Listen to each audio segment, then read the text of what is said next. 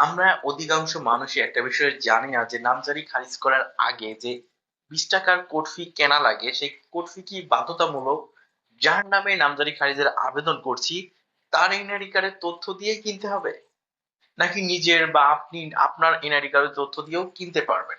এই বিষয়টা কিন্তু অনেকেই জানে না। না জানার কারণে কিন্তু একটু প্রত্যেকেই যার নামে আবেদন করে তার তথ্য দিয়ে আ সাবমিট করে তারপর কোড ফি কিনে থাকেন। এটা অনেকটা ঝামেলাযুক্ত আমার কাছে মনে হয়। তো এটা নিয়ে আমার কাছে অনেকেই কমেন্ট করেন যে, "ভাইয়া আসলে কি নামজারি খারিজের যে কোড ফি কিনতে হয় এটা কি বাধ্যতামূলক যার এনআইডি কার্ড দিয়ে আমি বা যার নামে এই নামজারি খারিজের আবেদন করছি তার এনআইডি কার্ডের তথ্য দিয়ে কি কিনতে হবে? নাকি আমি আমারটা ব্যবহার করেও আমি কিনতে পারবো? সেটা দিয়ে নামজারি খারিজের আবেদন করলে কি সেটা নামজারি খারিজের জন্য কোনো প্রবলেম হবে কিনা?" তো আজকের ভিডিওটা A to Z দেখলে আশা করি আপনাদের এই দুশ্চিন্তাগুলো দূর হয়ে যাবে। তো এটা হচ্ছে কোড ফি নিয়ে মূলত আজকের ভিডিওটা অবশ্যই শেয়ার করে অন্যকে জানার সুযোগ করে দিবেন। কারণ এই সম্পর্কে অনেকে জানে না। তাদেরকেও জানার একটু সুযোগ করে দিবেন আপনার একটা শেয়ারের মাধ্যমে। তো বেশি কথা না বলে আমরা মূল ভিডিওটা শুরু করি।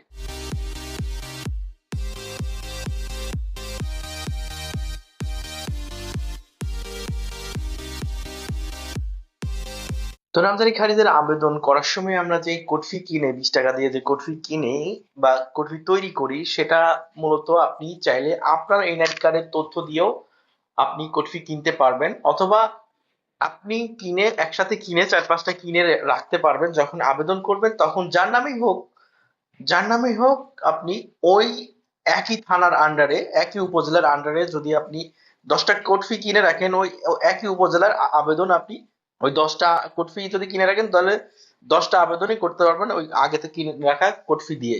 তবে একটা জিনিস মনে রাখবেন, একটা কোড ফি আজকে যখন কিনবেন আগামী ৭ কর্মদিবসের মধ্যে এই কোড ফির ডেট কিন্তু এক্সপায়ার হয়ে যায় বা ডেট শেষ হয়ে যায়। এর মধ্যে থেকে আর ব্যবহার করা যায় না।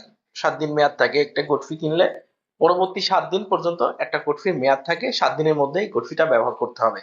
তো আশা করছি আপনারা এই ব্যাপারটা একটু নিশ্চিত হয়েছেন যে যার নামে নামজারি খারিজের আবেদন করছেন তার নামে বাধ্যতামূলক কোড ফি কেনার কোনো প্রয়োজন নেই। আপনি চাইলে আপনার এনআইডি কার্ডের তথ্য দিয়ে আপনি একটা কোড ফি কিনতে পারেন। দেখেন অনেক সময় আমরা নামজারি আবেদন যখন করার সময় কোড ফি তখন তৈরি করতে যাই তখন কিন্তু সাজেস্ট করে অটোমেটিক্যালি কিন্তু একজনের এনআইডি কার্ডের তথ্য নাম-ধাম অটোমেটিক্যালি ওখানে ক্লিক করলে নাম চলে আসে।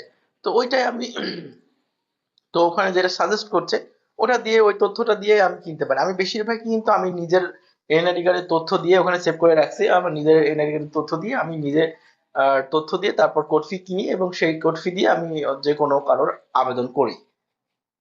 তো আশা করি আমি বোঝাতে পেরেছি কোড ফি সম্পর্কে আপনাদের যেই ভুল ধারণাগুলো ছিল সেটা হয়তোবা দূর হয়েছে। তো একটা কথাই সর্বশেষ বলবো, কোড ফির জন্য ৳20 যে কোড ফি আমরা কিনি এর জন্য কোনো বাধ্যকতা নেই বা ধরাবান্ধা কোনো নিয়ম নাই যে আপনি যার নামে নামজারি খারিজে আবেদন দাখিল করবেন তার এনআইডি কার্ডের তথ্য দিয়ে কোড ফি কিনতে হবে।